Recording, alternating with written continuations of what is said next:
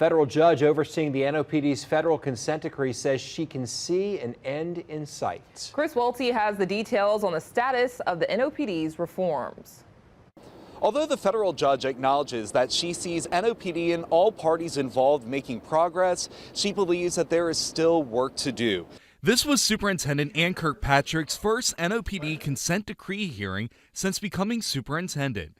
Members of Kirkpatrick's team outlined 9 key topics. The big ones include the Public Integrity Bureau's remedial action plan, reducing response times, and increasing recruitment.